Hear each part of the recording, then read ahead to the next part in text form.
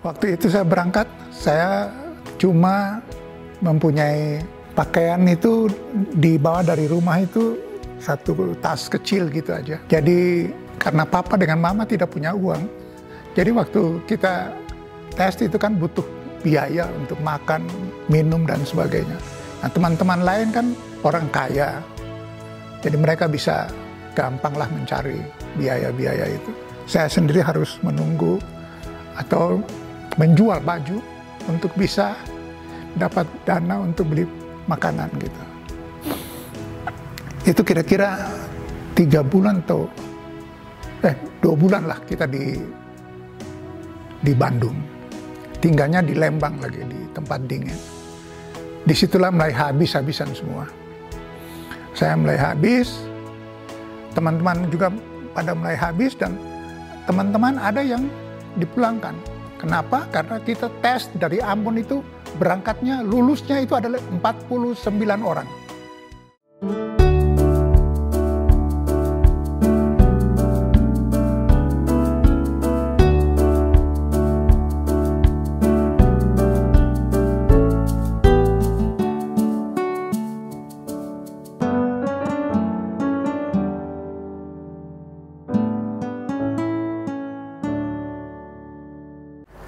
Saya Frans Willem de Wana, purnawirawan TNI Angkatan Darat, terakhir pangkat Brigjen TNI, dan udah pensiun. Saat ini saya sudah berumur jalan 76 dan beristri 1, beranak 5, cucu saya 4. Saya berjuang dengan seizin ibu, saya daftarkan di Kodam Patimura di Ambon, waktu itu tahun 66, dan saya akabri pertama yang dimulai pada Januari 67. Tamat saya tahun 70, jadi 4 tahun persis. Tamat saya Desember tahun 70, jadi dari 67 awal sampai 70 akhir di Jakarta. Pendidikan saya di Magelang 4 tahun itu. Tahun yang terakhir, tahun keempat, saya ada di Bandung, dan di sana pendidikan yang keempat, tahun keempat. Saya dari akabri tahun 1967 dan tamatnya Desember 1970. Jadi 4 tahun pendidikan saya di Magelang. Tugas saya di beberapa tempat, mulai dari perwira pertama, letnan 2, letnan 1, kemudian kapten itu di Papua. Kemudian saya pindah ke Jawa Tengah, ke Magelang, di Akabri. Kemudian saya pindah lagi ke Rindam Malang. Dari Rindam Malang, saya kembali lagi jadi komandan Korem di Papua, yaitu di Manokwari. Itu jabatan terakhir saya, dan kemudian saya ditarik masuk ke Angkatan Darat, ke pemerintah pusat. Saya langsung dibawa oleh Presiden. Waktu itu Pak Habibie mengajak saya untuk jadi Kepala Kapet Kawasan Pengembangan Ekonomi Terpadu untuk seluruh Papua yang berkedudukan nanti di Biak, itu membawahi seluruh daerah Papua. Dan kita punya kantor itu ada di Jakarta, ada di Papua. Itu selama 3 tahun saya pegang Kapet itu, dan pergantian presiden, pergantian juga pimpinan. Pimpinan juga dengan pikirannya masing-masing. Pak Harto diganti, jadi Kapet itu dibubarkan. Pada waktu saya mau ujian SMA, itu ada masalah besar yang saya harus pikirkan. Bagaimana kalau saya lulus, saya mau kemana? Itu persoalannya. Saya bicara dengan mama dan papa, mereka bilang terserah saya, kemampuan saya seperti apa. Terus terang waktu saya di SMP sampai SMA, itu gadis-gadis menjauh dari saya karena saya orang yang nggak punya. Ibu saya, mama dengan papa itu juga bilang, udah nggak usah pacaran dulu lah, sekolah aja dulu. Tidak punya uang. Mama, papa itu tidak punya apa-apa untuk modal saya sekolah.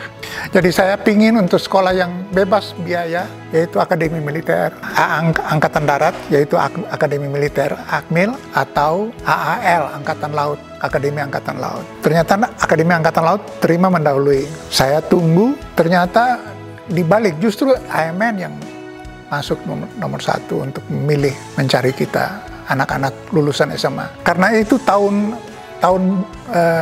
pergantian sistem pelajaran dari gaya baru ke dari gaya lama ke gaya baru, maka SMA itu bukan lagi SMA A, SMA B dan seterusnya C, tapi ya, hanya ada SMA, Sospol dan sebagainya sampai dengan PAL, PAS, PAL gitu.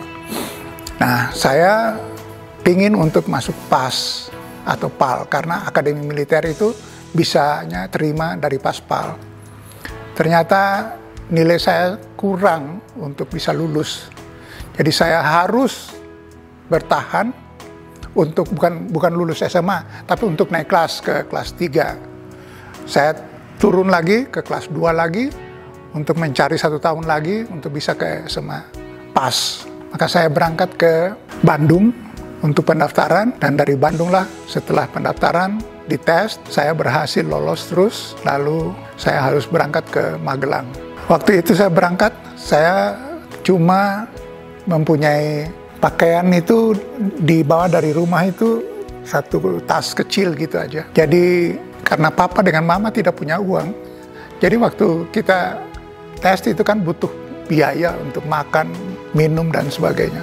Nah, teman-teman lain kan orang kaya, jadi mereka bisa gampanglah mencari biaya-biaya itu.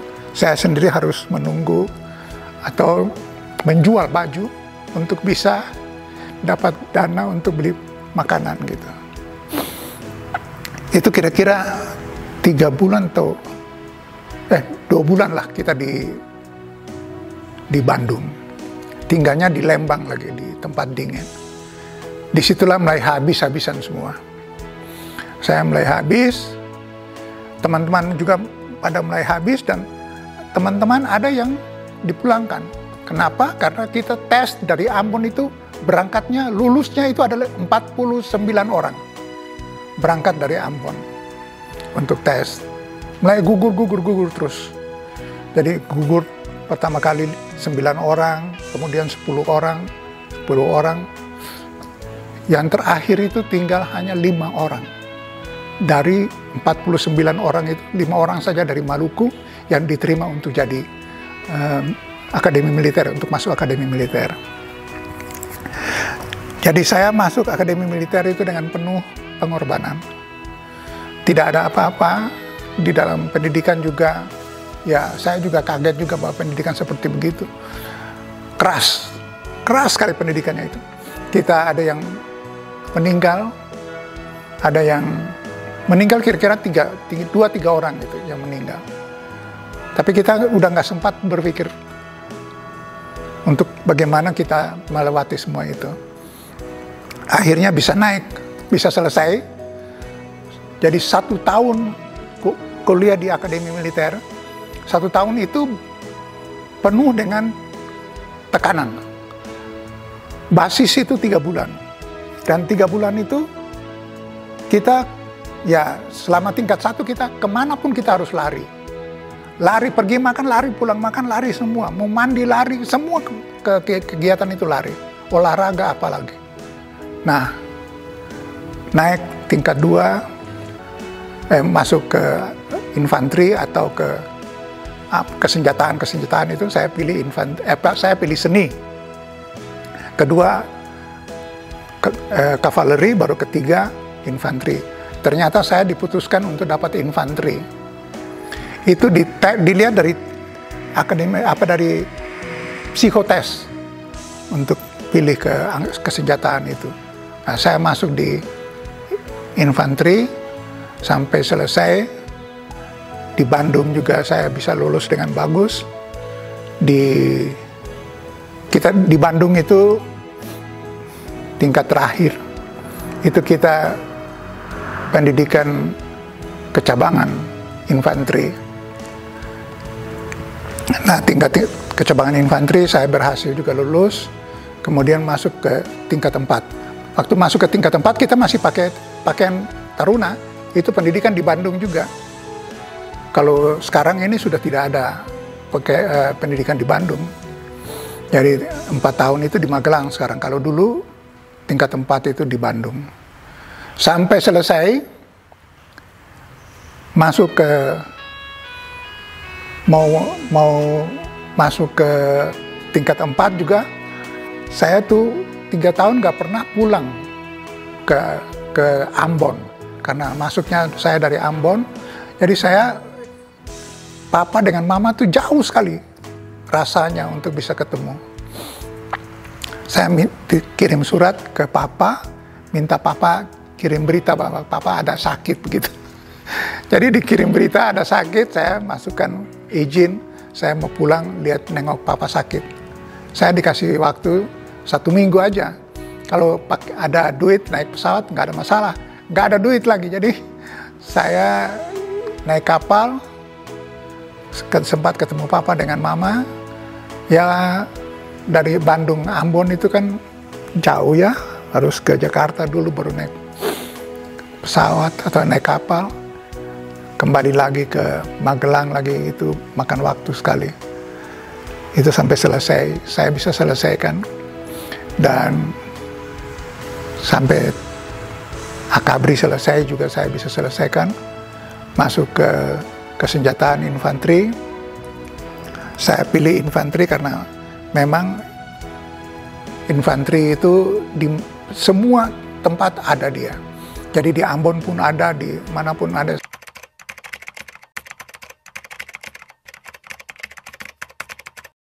Pembebasan sandera. Kan di sekitar Tembagapura itu kan pernah ada terjadi karyawan dari perusahaan Jayanti itu kan di sandera.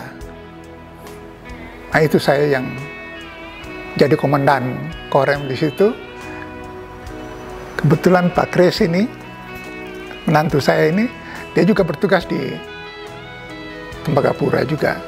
Jadi kita bisa saling menolong, membantu satu dengan yang lain. Jadi saya bisa membebaskan sandera itu. Sandera itu ada 12 orang. Kita bisa bebaskan semua. Mulai 6 orang, kemudian 4, kemudian 3, sampai habis semua. 2 meninggal, memang dibunuh oleh OPM. Itu orang Jawa yang dibunuh. Dan yang lain hidup, saya yang kirim mereka kembali ke Jawa. Mereka lagi tidur dibekuk sama OPM. Jadi mereka tidak dalam keadaan siap. Proses mencarinya ya, pasukan yang ada di bawah saya waktu itu saya perintahkan mereka cari.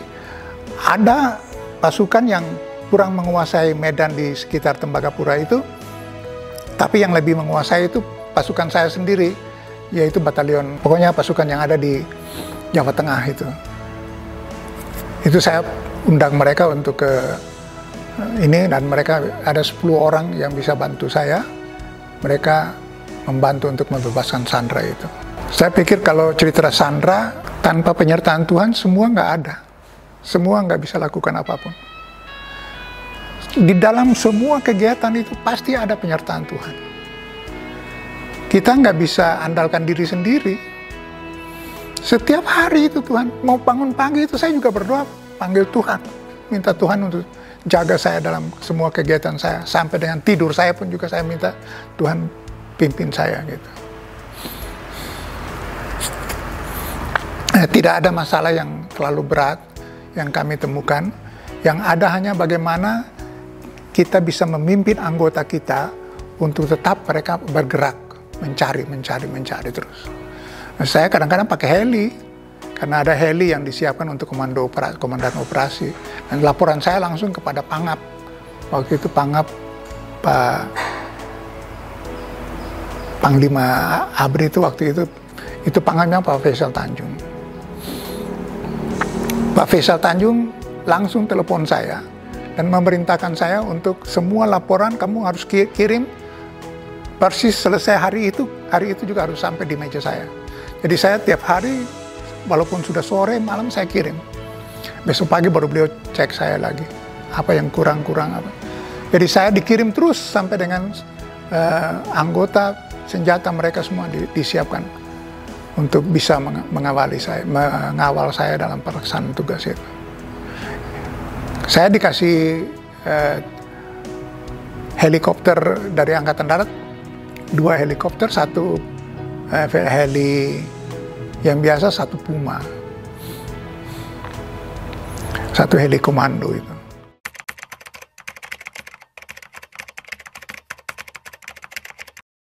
Itu yang berat. Cari mereka yang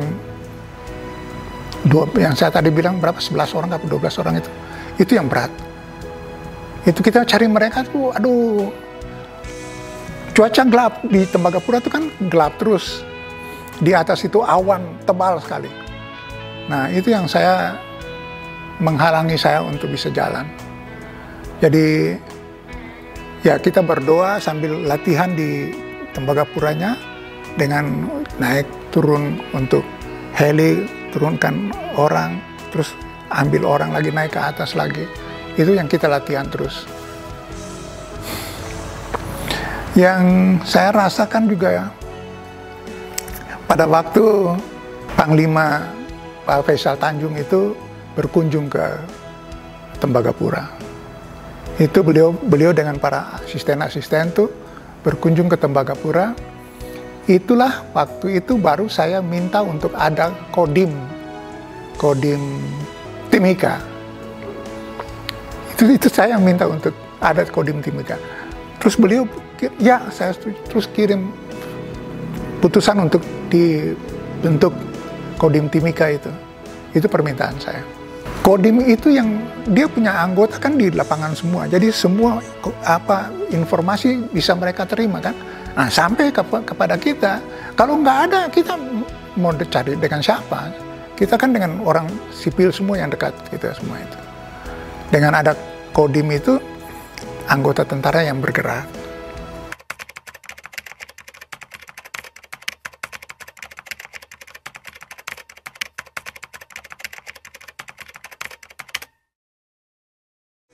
Disitulah saya tahu bahwa di mana terakhir orang-orang masyarakat yang disandra itu berada di mana.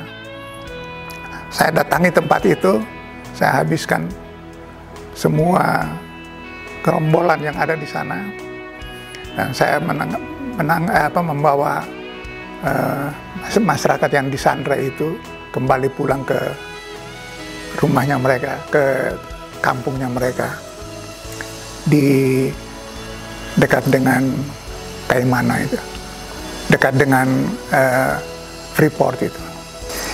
Yang disandra itu 12 orang, 2 dibunuh, 10 tidak diapa-apakan. Tapi saya dapat jenazahnya semua dan saya bawa pulang.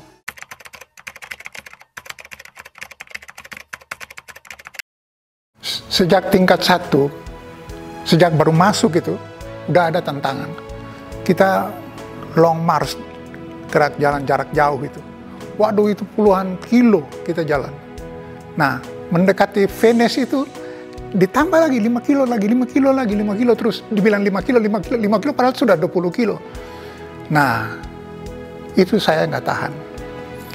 Tetapi saya melihat teman-teman yang lebih kecil dari saya, atau yang, ya maaf ya, saya lihat orang Jawa itu yang jarang jalan juga, dia kuat loh. Kenapa saya nggak kuat? Itu yang bikin saya tambah kuat. Jadi saya ikut itu. Saya kalau mau jalan itu, saya minta untuk diumumkan sama semuanya, kegiatan ini berapa kilo saja yang kita harus pakai.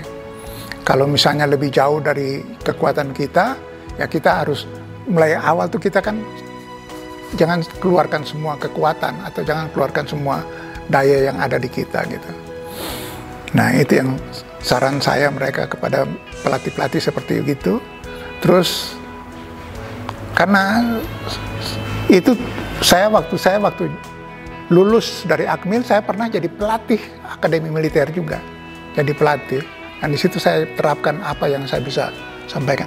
Pada saat tugas itu tidak ada pekerjaan yang enak. Semuanya lebih banyak yang nggak enak. Tapi saya melihat dari pikiran lain. Saya perwira, kenapa saya harus kalah dengan anggota. Kalau anggota bisa lakukan, berarti saya juga bisa lakukan. Di situ yang bikin saya tambah kuat. Dan sebagai ya perwira, kita kan dihargai juga sama mereka. Anak-anak buah kita juga, kalau sudah capek gitu, mereka kan makin banyak yang dekat kita dan mereka siap untuk menolong kita. Tapi ya, saya kalau long march apalagi, itu kesenangan saya gitu kalau long march. Di Ambon suka jalan-jalan, naik ke hutan. Itu yang bikin saya masih bertahan sampai sekarang. Minta kekuatan dari Tuhan. Tuhan kasih kuat saya untuk melewati ini semua. Dan saya pikir perwira itu pendidikannya berbeda dengan Tamtama Bintara. Jadi kita masih mampulah untuk kita dapat melakukan itu. Gerak jalan dari pantai selatan Jawa ke pantai utara Jawa itu 3 hari kita jalan itu. Lewat kota-kota, terus lewat gunung, turun, udah di Laut Selatan, Laut Utara. Itu untuk saya nggak ada masalah. Dan saya pikir pendidikan akademi militer itu tidak ada terlalu yang berat. Tidak ada yang terlalu berat. Lalu kalau misalnya kita ada masalah, ya ada pelatih yang bisa kita curhat dengan dia, dan dia kasih jalan untuk kita melakukan yang terbaik.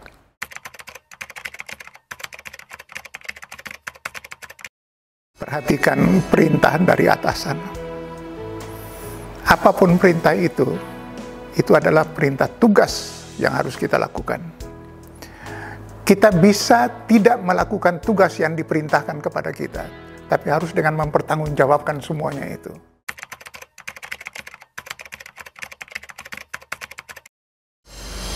Jadi pada waktu itu yang dihadapi oleh suami saya sebagai seorang perwira, prajurit pimpinan juga dalam situasi kondisi waktu itu sedang Nisandra, ya perlu dukungan yang kuat. Dan biarpun kami di rumah juga ya tetap sebagai istri penolong, ya saya tetap berdoa, tapi support dengan kehadiran saya itu yang membuat suami saya juga ya merasa bahwa itulah tugas tanggung jawab sebagai seorang istri, sebagai penolong dalam keadaan apapun, ya kita harus satu hati dan kita harus bersama-sama. Dan saat itu anak saya yang nomor 4 itu baru umur beberapa tahun, jadi saya bawa ke Timika untuk melihat papinya dan suami saya, untuk kita saling mendukung, mendoakan satu dengan yang lain supaya semuanya berjalan lancar. Karena di saat itu ya bukan hanya ada gangguan-gangguan seperti itu dari ini, tapi gangguan spirit juga, yang mana kan di situ sebagai pimpinan ada juga banyak yang kuasa-kuasa gelap, itulah yang harus kita berperang melawan kuasa itu. Dan puji Tuhan, Tuhan mendengar doa saya dengan anak-anak juga keluarga yang saling mendukung satu dengan yang lain, sehingga semuanya dapat berjalan dengan baik. Tidak ada terjadi suatu hal yang tidak kita inginkan gitu. Memang senang musik, cuma saya belum sampai mendalam gitu ya, karena cuma tahu saja dalam kehidupan kita. Dalam kehidupan kita tuh ya seorang penyanyi, tapi itu kan merupakan hobi, tapi dalam tugas tanggung jawab sebagai seorang militer itulah yang tentu ada perbedaan juga. Dalam militer tuh ketegasan yang dibutuhkan, tapi bisa diimbangi dengan ya seni, itulah yang membangun kita untuk saling mengisi ya yang kekurangan perbedaan Ya memang kadang-kadang apabila baru menikah itu ya ada aja ya yang harus kita jalani, tapi bisa kita jalani dengan baik kalau kita dapat saling mengerti satu sama lain, tidak egois. Itulah yang mungkin membawa kita berdua sampai mempunyai anak-anak yang 5, kemudian sampai bisa kami memasuki tahun pernikahan kita yang ke-50. Itu ya, semua itu juga pasti ada karena penyertaan Tuhan, kasih sayang Tuhan. Disitulah ya pergumulan ya cukup berat memang, tidak selama menjadi istri anggota militer, apa pula punya suami yang gagah gini ya. Karena tiang rumah tangga itu paling penting. Iya. Jadi dalam hati ibu rumah tangga itu luar biasa. Iya. Apa umum kan sibuk dengan pekerjaan, dengan Iya. ini, tapi tiang rumah tangga itu yang paling penting. Itu rupanya anak-anaknya kan udah jadi semua. Iya. Seperti apa yang Tante katakan bahwa Tuhan masih memelihara mereka. Iya. Ya juga mungkin dalam hal mendidik anak-anak, tentu kehidupan tuh anak-anak tidak mungkin semua kita semua sebagai orang tua sudah tentu pasti menginginkan yang terbaik dari anak-anak ya. Tapi ada juga yang mungkin ya agak menyimpang-nyimpang sedikit, tapi itulah supaya mungkin lebih mendekatkan kita dengan Tuhan, jadi tidak melupakan Tuhan. Jadi kita tidak hanya mau menerima yang baik, tapi yang tidak baik pun juga untuk mendidik kita lebih baik dalam menghidupkan. Nah, itu yang mungkin karena mereka melihat anak-anak saya, terutama yang sudah berkeluarga, itu yang mereka bisa meneladani kita gitu. Iya.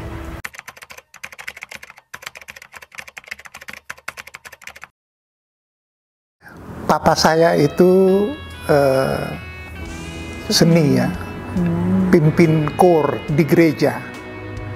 Itu dewana, ada kakak beradik. Papa saya adik, ada kakaknya yang tidak nikah gitu. 2 orang ini kalau masuk gereja, ini dua-dua ini laki-laki ya. Kalau mereka nyanyi, semua suara yang lain nggak kedengaran. Mereka punya suara lain daripada yang lain. Gitu. Nah, itu turun ke saya juga, ke adik saya juga, ke kakak saya juga. Tapi yang di diri saya sendiri, saya waktu masih sekolah sudah main saksofon, masih SMA. Band bocah saya juga ikut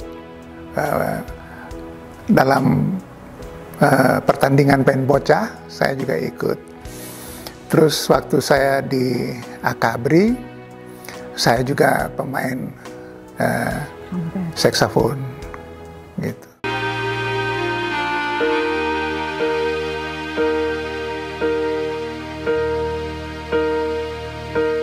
When I am down and oh my soul so worried, when troubles come and my heart burden be,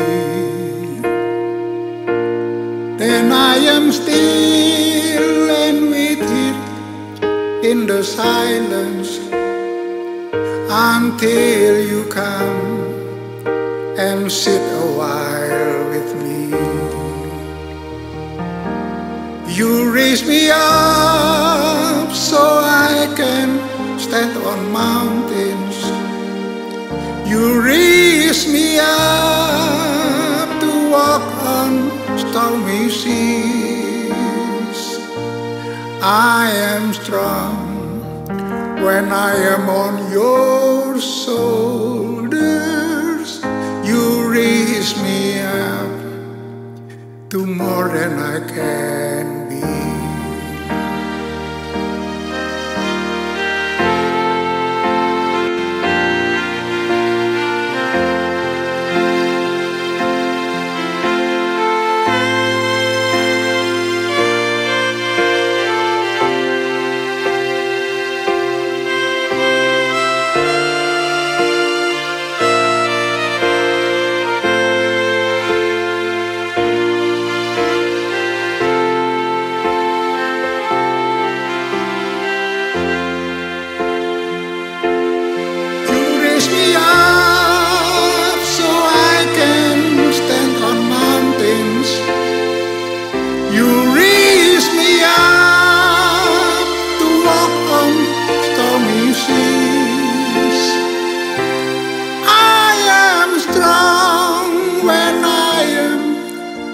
your shoulders. You raise me up to more than I can be.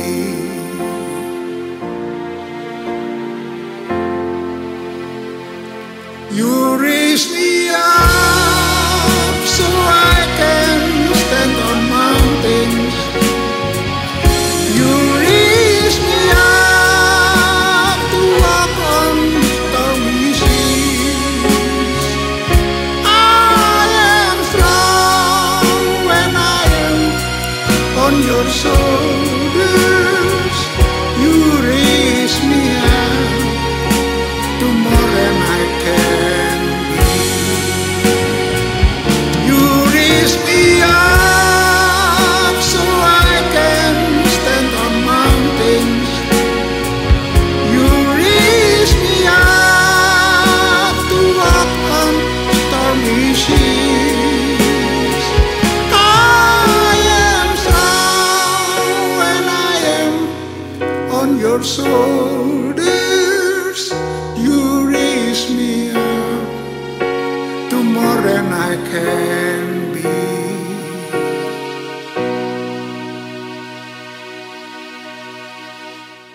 You raise me up to more than I can be.